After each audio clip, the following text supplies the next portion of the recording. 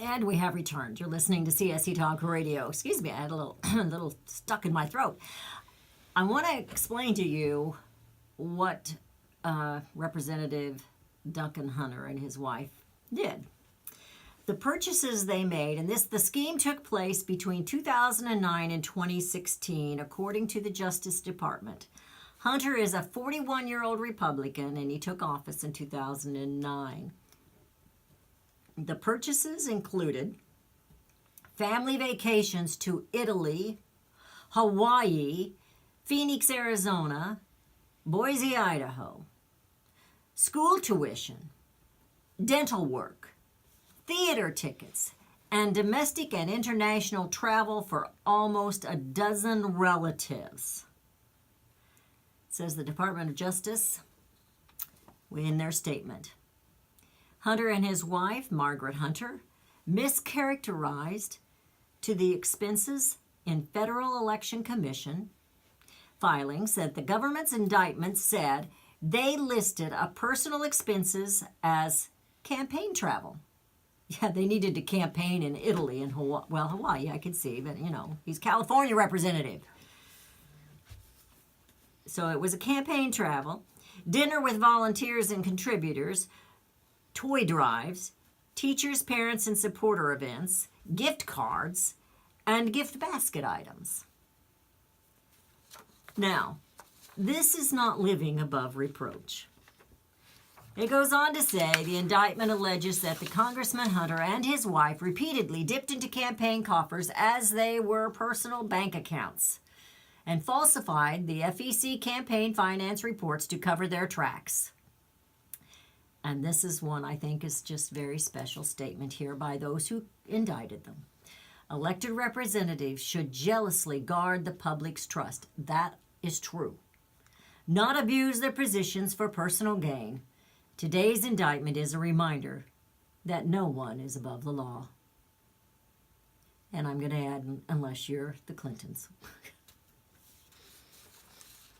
They're above the law. They did a lot of shady stuff, as do all of them. Well, we have last week, I think it was last week, when the allegations were made against Ellison, and the DNC has promised to investigate this, but they have not yet, and they have not come out with any kind of anything yet. It says 1 week after pledging to review domestic abuse allegations against Representative Keith Ellison, and the DNC has yet to provide any answers to the public on where it stands. Ellison is the deputy chair of the DNC and the Democrat Party's nominee for Minnesota Attorney General. One of Ellison's former primary opponents on Monday called law enforcement to investigate the Ellison allegations. Karen Monahan claims to have video proving Ellison's abuse, but has yet to make it public. I kind of wonder why you would... Who was taking the video as he was abusing this woman? Do you ever wonder how they have these? Of course, maybe they're a little kinky and they got videos going. I don't know. But I'm thinking... What an idiot. What an idiot. So we don't know anything about that yet because, they live above the law. And it doesn't matter. And elections are coming up, and so they need him. And yet they continually go after President Donald Trump for the things that he does. Now, he came out in his rally in West Virginia last night, and he was talking about...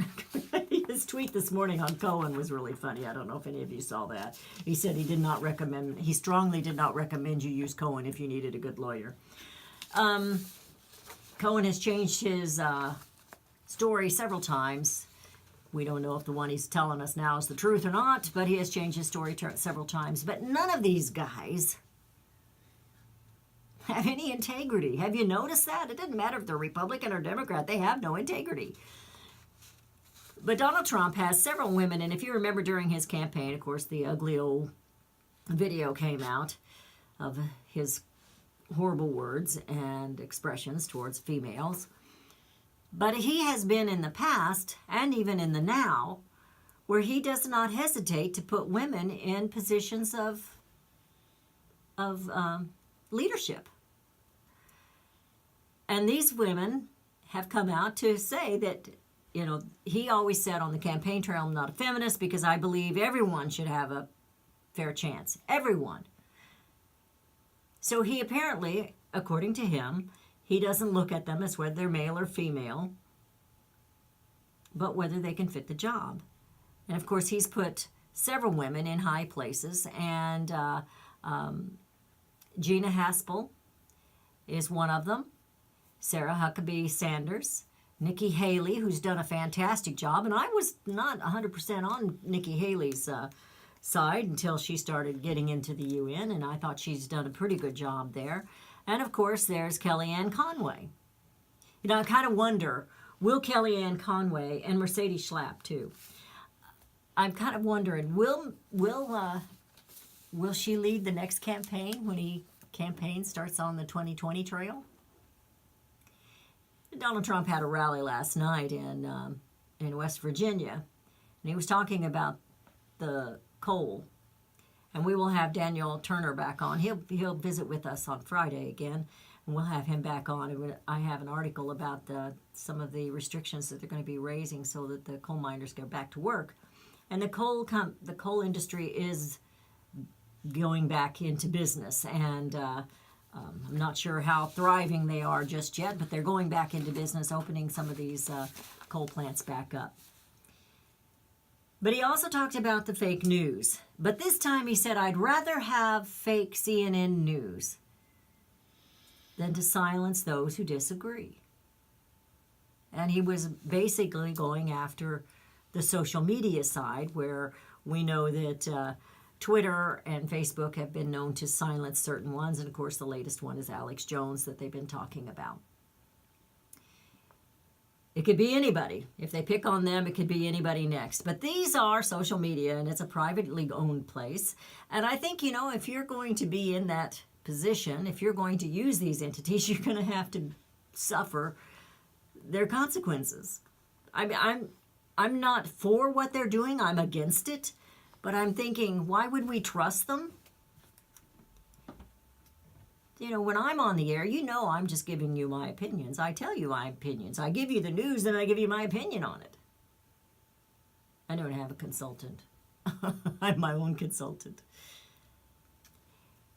Remember, the inmates are running the asylum, and it is chaos. What did it say there? That definition, it is chaos. Chaos and calamity.